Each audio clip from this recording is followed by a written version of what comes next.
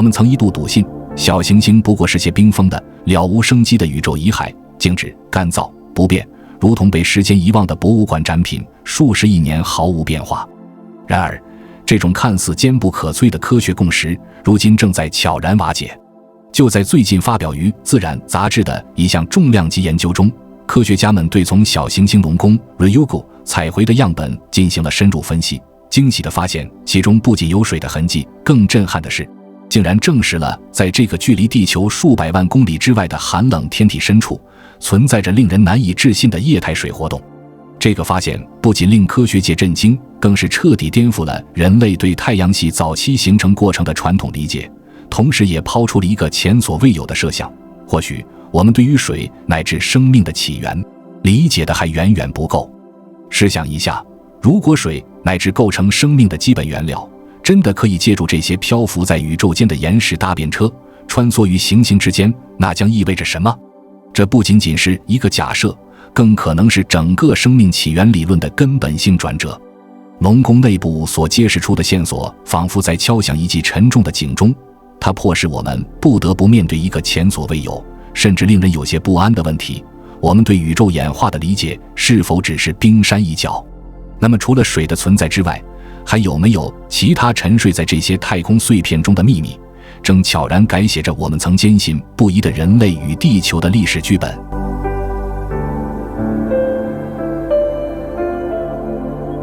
在地球的高安全实验室中，小行星龙宫的样品终于抵达，既伴随着科学家的阵阵欢呼，也伴随着一整套严谨至极的处理流程，每一步都如同对待月球岩石那般小心翼翼。每一粒珍贵的尘埃都被逐一编号，精确称重，精度达到毫克级，随后才被送入复杂的化学流程中，包括高纯度的酸玉、精密分离柱以及无尘洁净层流罩组成的高端实验系统。科学家们身穿全套洁净式装备，如同外科手术般小心操作，将这些样本溶解在经过多重净化的超纯酸液中，一层层剥离杂质，最终提取出岩石深处最原始、最纯粹的元素精华。那么，这一连串精密步骤的终极目标是什么？答案藏在这些原子之间的秘密里。科学家们要寻找的是一种能揭示小行星历史的分子时钟。他们的任务是解析隐藏在岩石内部、看不见却精准记录时间的同位素钟，尤其是鲁176衰变为哈176的过程。这是一种天然的时间戳，如同宇宙留给我们的化学年轮。这种放射性衰变不仅提供了出生时间，它还记录了岩石在数十亿年间经历的每一次化学事件。这种记录方式极为独特，通过母体鲁与子体哈的比例，科学家能读出一段段被时间尘封的宇宙记忆。在接下来的步骤中，科学家使用多接收器质谱仪，如高端设备 Neptune Plus， 对提取出的纯化样品进行逐级扫描，每一个峰值都代表着一个可能的化学谜团。每一次质谱运行都会将来自龙宫的样品数据与国际标准对比，进行精密校准，甚至那些连噪音都几乎无法掩盖的微小误差，也能被精确捕捉和修正，以确保数据的绝对可靠性。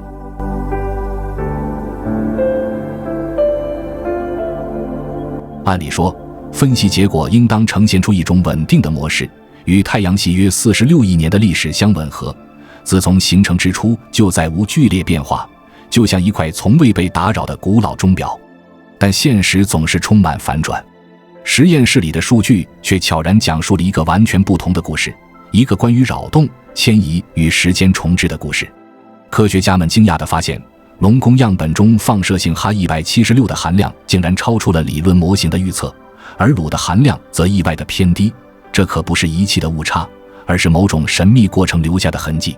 这些测量结果精确到惊人，不确定度仅为100万分之一，但即便在如此苛刻的误差范围内，异常现象仍旧清晰得无法忽视。为了排除地球污染的可能性，科学家们设置了多重控制实验，包括对比陨石样本和空白程序流程，最终确认这些异常并非外源污染，而是真正来自龙宫的内部。为验证结果的重复性，样品被分别送往日本北海道大学和东京大学独立分析，而回传的数据显示，两个实验室得出的数据高度一致，进一步证实了异常现象的真实性。在排除了所有人为和仪器误差之后，只剩下一个合理的解释：鲁发生了迁移，它在某种液体活动下被洗脱，而哈则被相对稳定地留下，形成了如今观测到的同位素偏差。在地球科学中，这类鲁哈比值的异常被称为水的指纹，是水曾经穿过岩石，发生离子交换并重置元素时钟的明确证据。如果将这个规律应用到龙宫上，那就意味着某种液态流体确实曾渗入这颗小行星的深部，带走了鲁元素，扰乱了原本应当平稳运行的放射性钟表。更令人震惊的是，这一过程并非发生在太阳系初期那段混沌时期，而是发生在形成之后长达10亿年，小行星早已应当冷却、冻结、沉寂的阶段。这一重大发现的意义不可小觑，简直如同在沉睡已久的岩石中发现了跳动的脉搏，彻底动摇了原有的时间框架。研究结果表明，水并没有像过去模型中预测的那样，在太阳系形成最初的几千万年内迅速冻结，永远封存。恰恰相反，是某种剧烈事件，很可能是一场巨大的宇宙撞击，打破了龙宫母体的寂静，释放出内部古老冰层，并让液态水再次沿着小行星的血管缓缓流动。同位素比值所揭示的，正是这一次短暂却深远的变化时刻，它让龙宫从一个沉默的天体残骸，转变成了记录晚期太阳系化学演化过程的活化石。实验室所采用的方法经过了无数次验证，无懈可击，排除了所有误差的可能性。这不是偶然发现，而是确凿无疑的科学事实。这可不是表面上沾染的灰尘或某种远古的遗迹，而是以原子序数为语言，镌刻在岩石深处的化学印记。它明确显示，在太阳系曾经的动荡早已平息后，龙宫的内部依然有液态水在悄然流动。对行星科学家而言，这简直如同在一块早该沉寂成尘的岩石中听见了一只仍在滴答作响的时钟。它不仅存在，还在记录着时间、热量和水流的过去。根据传统的标准模型，小行星被认为是宇宙的冷藏库，它们在短暂的地质时间内完成热化学演化，随后快速冷却、干涸，成为沉睡不动的太空遗骸。模型里的数字可谓精确的令人信服，几乎每一个热量计算、衰变速率和冷却时间都经过无数次验证。以龙宫的母体大小来看，其在形成初期所积蓄的内部热量，加上短寿命同位素如铝26的放射性衰变，应当在区5000万年内就完全释放殆尽，不留热源。从那一刻起，所有物理活动都应画上句号，岩石彻底冻结成固体，哪怕有残存的冰，也应深埋在岩屑与尘埃之下，永久封存，不再接触外界。照模型推算，即使曾有液态水活动，那也只可能在地球第一个多细胞生命诞生之前早早结束，根本不应持续到太阳系的中年时期。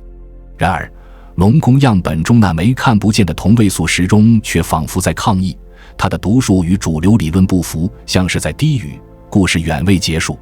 鲁与哈的比值所揭示的，不只是小行星早期的形成痕迹，更在数十亿年后的某一时刻再次被打乱，说明岩石经历了第二次地质意义上的巨变。这绝对不是四舍五入带来的误差，也不是仪器过敏造成的虚景，而是真实的数据变化，反映了某种实质性事件。实验室的分析精度达到100万分之一级别，误差范围极小，控制样本和对照实验的严谨程度堪比 NASA 对火星岩石的检测。要想在这么晚的时间点重启这只原子钟，唯一可能的方式就是在原有热源早已熄灭之后，液态水再次进入岩石内部，将卤元素缓缓进出，留下明显的化学痕迹。问题在于，基于几十年来对陨石的深入研究建立起来的热力学模型一致认为，这样的晚期液态活动几乎不可能在小行星中发生。在我们已知的碳质球粒陨石中，有关水的证据都集中在太阳系形成初期，比如流体改变过的矿物、水成脉络等。这些证据一致表明，水活动窗口既短暂又早期，绝不该持续到10亿年后。按理说，当各大行星完成构建后，小行星应早已步入寒冷、脆弱、干燥的末路，但龙宫样本却像一只在寒夜中沉睡的水库，静静等待着某个触发条件，再次释放液态的记忆。这一突破性的发现正在迅速向整个行星科学界扩散，如同水波荡漾，撼动着旧有的宇宙模型与时间假设。如果龙宫真的能在10亿年间持续保存液态水，那我们不得不质问，现有的理论还遗漏了什么？有没有其他关键因素，我们至今尚未察觉？在这些由多孔岩石和碎屑组成的小行星中，厚重的风化层和太空真空可有效阻挡阳光的直接加热，这是否可能为地下冰提供庇护，让其在黑暗中潜伏数亿年？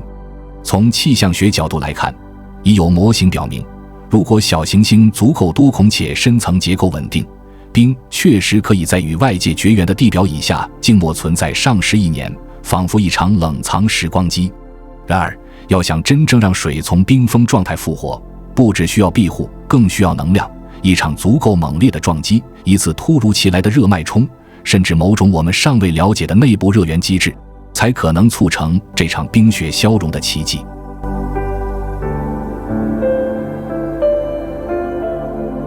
眼下，行星科学家正陷入一个前所未有的理论困局，一种深层次的矛盾正在他们面前展开，挑战着几十年来建立的行星演化模型。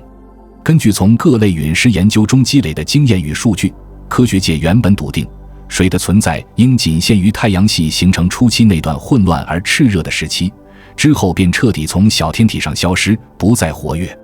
但龙宫的所有实验数据却毫不留情地指出，它不仅不是静止的遗迹，反而在太阳系进入中年之后依旧活跃着，有水，有能量，有化学变化。这意味着旧有的理论规则在面对龙宫时显得力不从心，许多我们曾经坚信的常识现在都必须被重新检视，甚至推翻。如今，科学家的研究焦点正在迅速转移，他们试图找出那些可能重新唤醒这些沉睡冰层，开启裂隙，让液态水再度流淌的小行星内部机制，寻找隐藏在黑暗中的重启按钮。谜题的核心不只在于龙宫内部蕴藏着什么样的化学秘密，更在于在宇宙的聚光灯早已转移之后，这些被忽略的小天体竟仍能悄然改写自身的命运与历史，发出微弱却清晰的存在证明。在龙宫那颗古老母体的最深处，冰层在岩石碎屑的庇护下，在太空真空的封锁中，顽强地坚持了超过10亿年，仿佛一座隐藏在地底的冰之坟场，等待重启。然而，这个故事并没有止步于静止。正当所有人都以为它已归于沉寂时，一场突如其来的巨变拉开了新一幕的帷幕。就在一个无法确知的时刻，一场巨大的灾难降临，宇宙中的撞击体毫无预警地闯入，带来了能量、破坏与变化的契机。这场撞击所释放的能量高达惊人的10的20次方焦耳，这是一个足以将数公里厚的岩层瞬间震碎的能量等级，其冲击波甚至可贯穿小行星的核心区域，引发内部结构的大规模扰动。这场剧烈的碰撞不仅仅是物理破坏，更是一场能量释放的盛宴。一股猛烈的热脉冲自撞击点扩散开来，融化了原本冰封的水分子，短暂但真实地让它们恢复成液态。被撞击震裂的岩体表面出现了新生的裂缝与通道，液态水趁机渗透其中，不仅溶解并携带走矿物质，更将那枚亿万年来稳定运行的放射性同位素时钟悄悄重置，留下化学层面的惊叹号。这并不是纸上谈兵的假设，而是有坚实证据支撑的科学判断，是经过多方验证后浮出水面的事实框架。多项实验室模拟，包括撞击实验与热传导模型，都指向同一个结论：结构多孔、富含碳的小行星能够在极端条件下封存冰层长达数亿甚至10亿年，为液态水的复苏保留了可能性。一旦宇宙中某颗以每秒数公里速度飞驰、直径约1公里的撞击体精准命中目标，其带来的能量将并非均匀扩散，而是在撞击核心集中爆发，形成高温高压的局部热核地带。在这些局部区域，温度可瞬间升至273开尔文以上，达到冰的熔点，足以让水变为流动状态，并在重力与压力作用下，通过裂缝流动数千年至100万年，直到最终热量散尽，再次结冰。事件的规模令人震撼，仅仅一次撞击就可能促使液态水穿越数千万吨岩层，在矿物中留下深深的化学指纹。这种印记即使数十亿年后依然清晰可辨。著名物理学家加莱道雄将这种现象形象地称为宇宙觉醒。那些沉睡已久的冰冻世界突然间被唤醒，即便只在地质时间尺度中闪现片刻，也足以改变一颗天体的命运轨迹。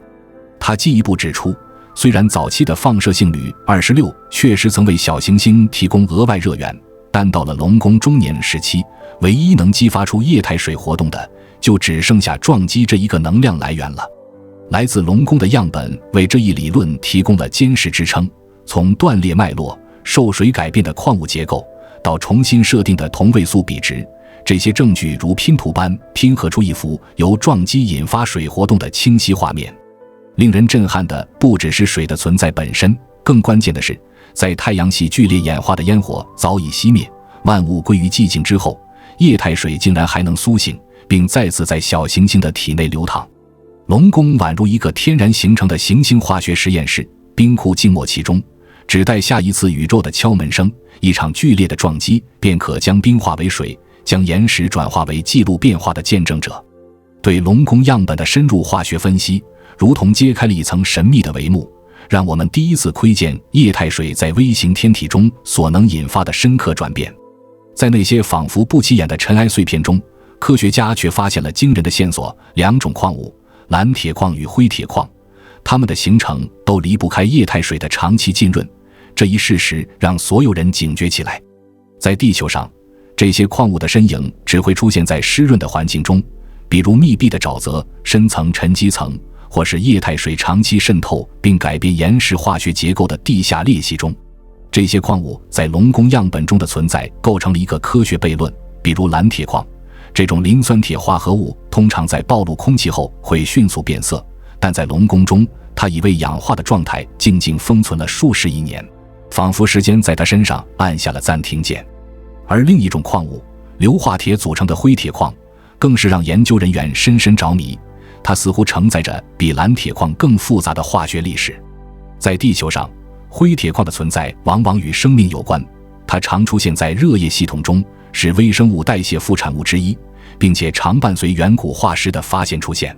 然而必须明确的是，龙宫并非一个有生命活动的世界，它的矿物变化是冰与热、压力与时间相互作用的产物，属于物理化学的记录，而非生物学的证据。这些矿物之所以能够存在，唯一合理的解释就是水石变过程。液态水曾经沿着微小裂隙穿透岩石，溶解其中的元素，并在循环过程中重新沉积下来，形成我们今天看到的矿物形态。通过红外光谱与高分辨电子显微镜的联合作用，研究人员得以绘制出这些样本中水合相的地质地图，其中斑驳交错的石变带，有的与层状硅酸盐并列，有的包裹着碳酸盐结晶，它们共同指向了同一事件：水层流经其间，汇聚与消退，留下了无法抹去的矿物印记。可以明确的是，这些发现并不是来自表面的污染，也不是古代冰层的化石痕迹，而是地质活动的直接证据。这些矿物的组合本身就像是一份诊断报告，它们不只是需要水，而是需要那种能在母岩内部持续循环、发生复杂反应的液态水。在行星科学的研究视角下，岩石其实就像行星生命史的化石，每一层构造，每一种矿物组合，都是过去环境条件的录音带。那些由于水作用而改变的岩石纹理，就像时间留下的指纹，是龙宫内部在经历非静止时期时沉默但清晰的证据。这些微妙但不可忽视的化学反应，不仅再度证实了水的存在，更证明水曾在龙宫体内活跃流动，彻底重塑了这颗小行星的内部结构与化学面貌。如今，最大的问题变成了两个：第一，到底是什么机制让水在如此漫长的地质年代中维持液态？第二，是否还有更多类似龙宫的小行星，也在沉默中隐藏着同样的液态水奇迹？在 NASA 和喷气推进实验室的行星科学团队中，关于龙宫异常现象的讨论几乎没有停歇，连续的模型模拟在深夜运行，跨州的视频会议频繁召开，所有人都试图解开这一宇宙谜团。问题的本质其实非常直接，也极具挑战性。既然所有主流模型都预测龙宫早该成为一块沉寂、冻结的太空化石，那为什么在它形成后的10亿年之后，水依旧在它体内缓缓流动？现在，科学界的聚光灯集中在两种针锋相对的理论上，他们试图各自解释龙宫的液态水悖论，但谁也无法完全说服对方。第一种解释是传统派科学家所支持的理论，他们认为即使早期放射性铝26的烟火秀早已落幕，但像铀238、氬232、钾40这类寿命极长的同位素仍会一点一点缓慢释放热量，像余烬般延续着微弱但稳定的内部加热。然而数学公式从不讲情面，能量守恒、热传导、衰变定律，一切都必须经得起数值推演和数据验证。计算结果显示，对于直径约50公里的小行星母体来说，其放射性热源所能提供的能量最多只能维持不到1亿年，此后内部温度便会降到水的冰点以下，再难以维持液态状态。然而龙宫的同位素时钟却不这么认为，它指向的是一次出乎意料的晚期液态活动，就像在火山熄灭后的山体深处，仍有未彻底熄灭的余烬缓缓释放热能。而另一派观点则更激进，他们认为这场水的复苏根本不是自然余温的延续，而是一次突如其来的灾难，一场宇宙级的剧烈撞击。喷气推进实验室的数值模型表明，只要一颗直径1公里的小行星以典型速度撞击龙宫，其释放的能量便可高达10的20次方焦耳，足以瞬间加热局部区域到超过273开尔文，也就是冰的熔点，并在几百米深度内融化大量冰层。更令人震惊的是，实验室中的模拟撞击实验已证实，一次强烈撞击便足以让多孔结构的小行星产生裂隙，形成液体流动的新通道，而热量在散失前可支持热液循环持续数千至上百万年之久。然而这样的撞击事件不仅罕见，而且必须满足多个刚刚好发生的足够晚以匹配龙宫的同位素重置，能量够高以唤醒液态水，又不能太猛烈以致彻底摧毁母体结构，概率之低堪比中彩票。为探明其中可能性，美国宇航局戈达德研究所的研究人员运用了蒙特卡罗模拟技术，大规模调整并混合不同变量，如小行星尺寸、孔隙率、撞击频率与方向等，测试各种极端情况。模拟结果描绘出一幅奇异的景象，在时间的深海中，有极少数窗户打开的瞬间，冰冻的小世界能够短暂觉醒，液态水再次流动，然后缓缓陷入新一轮沉寂，如同一场宇宙般的潮起潮落。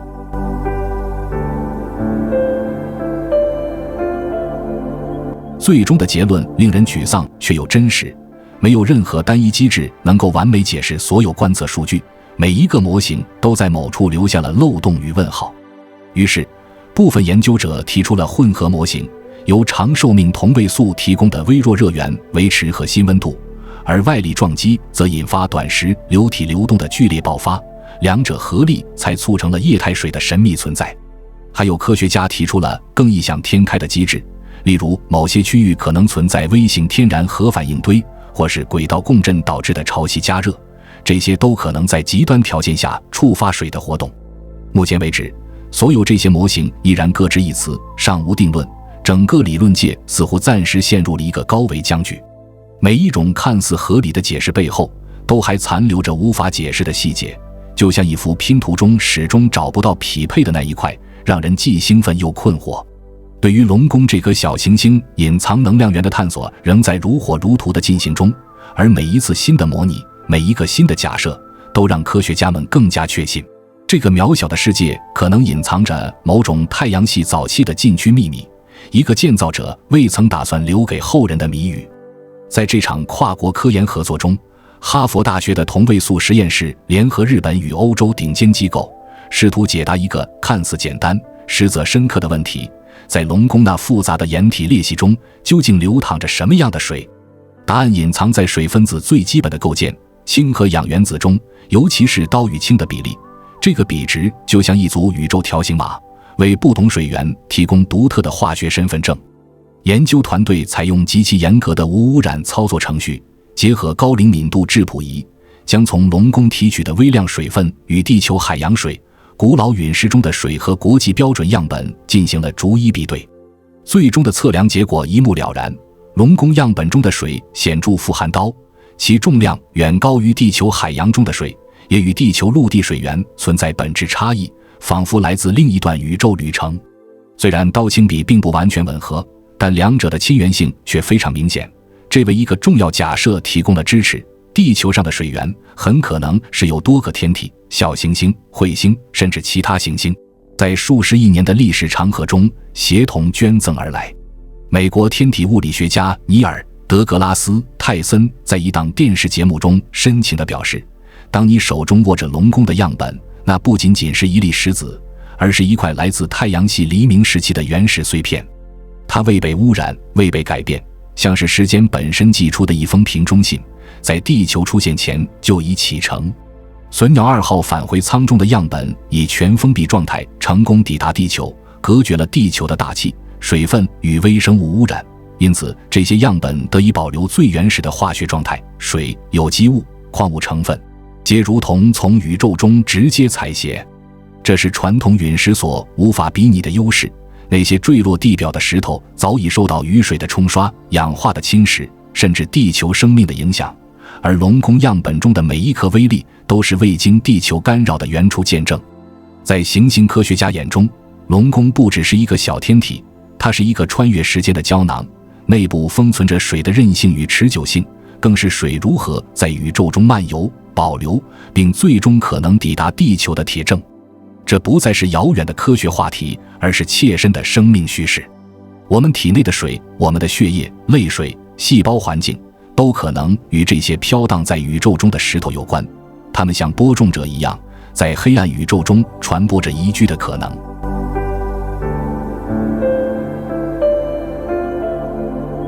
当日本宇宙航空研究开发机构发布关于龙宫样本的初步研究成果时，全球新闻界几乎在一夜之间沸腾，各大媒体纷纷抢占头条，热度迅速飙升。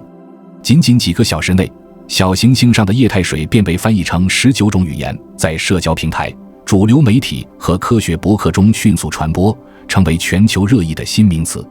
从 CNN 到 NHK， 从 BBC 到微博热搜，头条滚动播放研究动态，科学家们纷纷受邀参加节目，有的深思熟虑地讲解实验数据，也有的被迫回答龙宫上有没有外星人的离奇提问。在社交媒体上，仅发布首日就有超过10万条相关帖子，有人发出充满敬畏的感叹，也有人展开天马行空的猜测。宇宙中的水、小行星的秘密、生命的种子，纷纷登上趋势榜首。越来越多人开始提问，龙宫究竟只是一个冰冻的宇宙化石，还是一艘承载着水、有机物甚至生命前体穿越星海的宇宙救生艇？这场关于水与生命起源的争论已经跳脱出学术论文与科研会议，开始走入寻常百姓的茶余饭后，成为全球公众的一道思想涟漪。向来以大胆假设著称的哈佛教授阿维勒布频繁登上电视访谈，从早间新闻到深夜脱口秀，他始终毫不避讳地将科学与宇宙中的生命可能性联系起来。勒布强调，在龙宫样本中检测出的一系列复杂有机分子、芳香环、氮杂环，甚至接近生物骨架的碳氢化合物，这些并非生命本身，却像是拼图的一部分。他提出一个激进但耐人寻味的观点：如果液态水和有机物能够在一个稳定环境中共存上10亿年，那就为生命的化学演化预留了足够时间和空间。当然，也有批评声音指出，科学家尚未在样本中发现关键的生命标志物，如甘氨酸或尿嘧啶。现阶段我们拥有的只是原料，还远不是配方。尽管如此，哪怕只是原料的存在，已经足以点燃人类的想象。在这广袤无垠的宇宙中，我们可能并不孤单。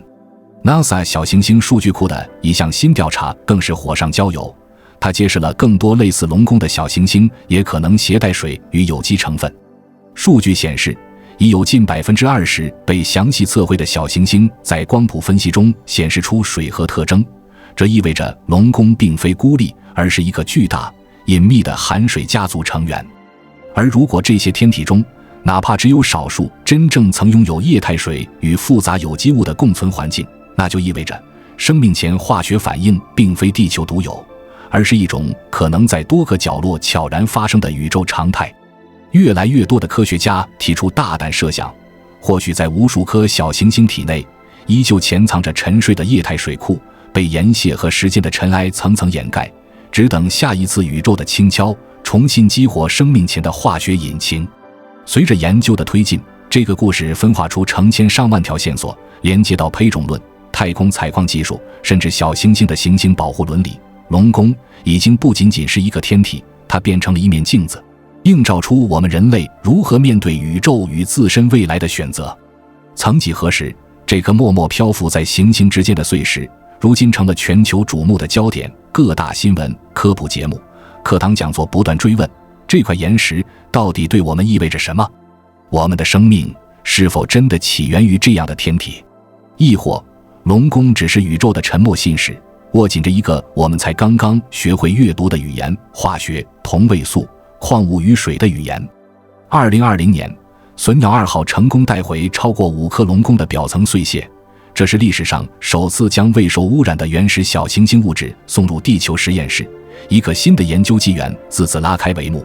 经严格验证，科学家确认龙宫岩石中的化学与同位素记录显示，液态水活动曾在其体内持续超过10亿年，是此前标准模型所预测上限的10倍之多。这一结果震撼整个行星科学界。样本中发现的磷灰石、灰氯灰石等水成矿物，以及微量氨基酸前体的存在，彻底挑战了我们关于水和有机物如何在太空中运输、分布与演化的传统认知。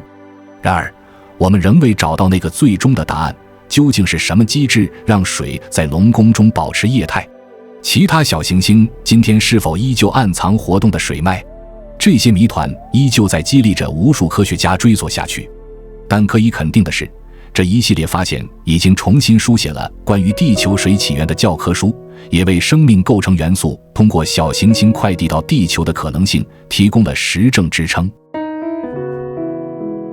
龙宫样本就像一份从太阳系早期寄来的封存文件，它不仅记录了成分与时间，更封存着一次次宇宙演化的尝试。我们所做的每一项研究都在扩展、修正，甚至颠覆我们对行星乃至生命演化的基本认知。